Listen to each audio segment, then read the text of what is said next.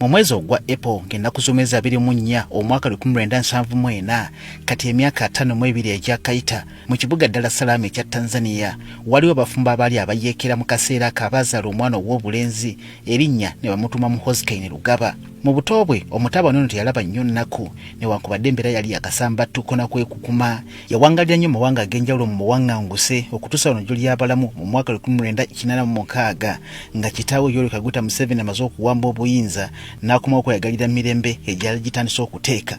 Olw'okuba yakula emmundu gy'emigga ewaka yeesogga amagye mu ngeri etaliiko biwandiiko biyinza kugijulira. Mu mwaka ogwa 2000 y'omu ku bavubuka abatiikirwa ng'amaze ku cadet training mu Sandhurst mu Bungereza ate gye yava okwongera okwogiwaza obwongo mu America Fort Leavenworth, Kansas mu mwaka 2008. Okuva olwo Muhoozi azze ng'akulanga kitooke mu magye g'eggwanga yogayoga ku buduumizi bw'amagye kaakati kwakajjadde. Olw'okuba wa mulembe guno oguliko Muhoozi alwanye nnyo okulaba nga amagye ga UPDF gakyuka okuva ku gali agasooka kaakano omuntu okuyingira amagye ebisaanyizo tebikyali bya buwanvu oba kuba n'amaanyi mangi nga bwe kyali mu budde buli. Kaakano kye wasoma nsonga nkulu nnyo n'omwoyo gwa ggwanga lwakuba olumu batagaliza ggwanga birungi bawanuuza nti n'okubaako gw'omanyi nayo nsonga nkulu. Okulongoosa embeera bajaasi b'eggwanga mwe bawangalira naye ebadde ensonga nkulu nnyo. Mwami Muhoozi gy'alongoosezza mu bbanga ery'emyaka 2 gye yakamala nga yakulembera amagye alwanye nnyo okulaba ng'ensasula y'abajaasi esoosowazibwa, omusaala gwabwe tegukyabulira muzanva so nga ate n'emmotoka ze batambuliramu nazo kati ezikyapipira. Kino kigonzezza nnyo enkola yaabwe ey'emirimu naddala bwe yabagulira n'emmotoka zino ezaakasibwako erya drone mwe batwalira abazuuliddwa oba bateeberezebwa okumenya amateeka. Okukwasisa empisa mu magye akitaddeko nnyo essiira. Abajaasi abazze beeyita ab'amaanyi azze alagira bakwatibwe okugeza Major General Don William Nabaasa, Brigadier General John Namanya Abaho, Brigadier General Cyrus Besigye Bekunda, Brigadier Abdul Gumayo, Kano Peter Ayimbisibwe, Lieutenant Kano Ephraim Byaruhanga ko n'abalala lwakuba bamu ku bo bamutuuza ne bamunyonyola alagira bayimbulwe nga mpawo omusango baguddwako. Muhoozi ono akuze kinene nnyo okoma ku bandi yagadde okutuusa obulabe ku ggwanga lya Uganda bwe yalengera bana NUP nga bakola dduyiro afaananako n'ow'ekinnamagye yalagira mangu bakwatibwe ng'ayita ku mukutu gwe gwa X nakati bakyali makomera gye bakogedde. Kyokkola okuba bano olumu bakwatibwa mu mbeera nga ya bwangu ddala. Bwe bamala okumuddamu ttaano afaayo okufulumya ebifaananyi bye bakwatako abantu baabwe basobole okukkakkana. Nga kisudde nti amakomera ga poliisi olumu gaba majjama ng'ate matono yagunjawo kyayita basement eno gyakumira abajeemu bagenda okuvaayo nga bawewuse. Ku mulembe gwa Muhoozi era ne Kano Dr. Kizza Besigye mwe yakwatirwa ng'ateekateeka okuseketerera eggwanga ng'asinziira mu ggwanga li Kenya. Singa Muhoozi yakozesa bukodyo obwo bw'ekijaasi ko n'obumanyirivu bw'alina singa eggwanga lyafuuka ddamuyonga okusinziira ku bye tuwulira. Kati newankubadde ensonga ze ziri mu kkooti Muhoozi ono era kyamubojja ku luwonzi ng'amusobya obugambo bumumalamu amaanyi akoze kinene nnyo okunafuya abalala bandiyagadde okutuusa obulabe ku ggwanga lya Uganda.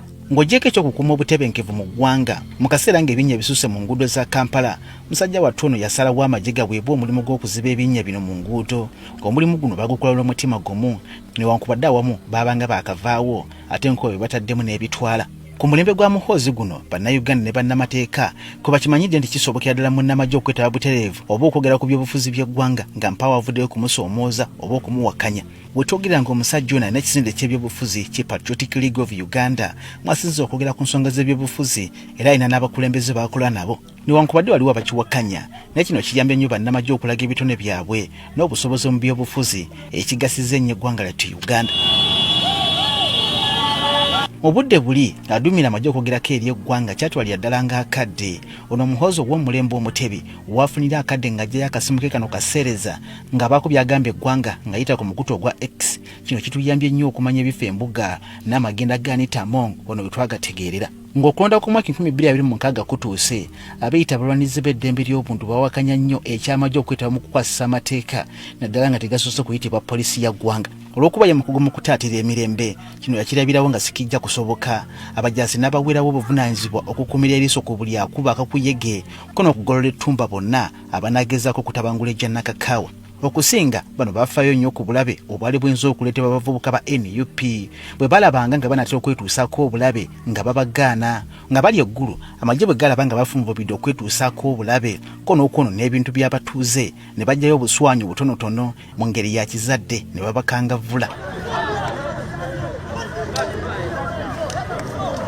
mubeere wamu. Ku mutendera gw'ensi yonna Muhoozi atuweesezza ekitiibwa n'akatagga yalaba Kenya yeefudde kiwagi n'agirabula nti musawa ntono ekibuga Nairobi ajja kuba kiwambye okuva olwo bano baasirika ekyo ky'emirembe gye njogerako. Bwe yalaba Israeli ne Amerika beegasse okufufuggaza Iran yaweereza obubaka amawanga ga Afrika amalala gye gatayinza kukola n'agumya nnyo abaali balumbye Iran nti akadde konna waakubeegattako bakube Iran yejjuse kyagireeta mu ddwaniro. Amawanga nga South Sudan ne Congo bwe gawulira erinnya Muhoozi gavunnama bano bwe basuubiza okubasindikira amagye gabakube batuuke n'okusigala mu kkubiro. Okuva olwo bano bafaayo nnyo ku nsonga ezibakwatako Uganda bagirengerera wala.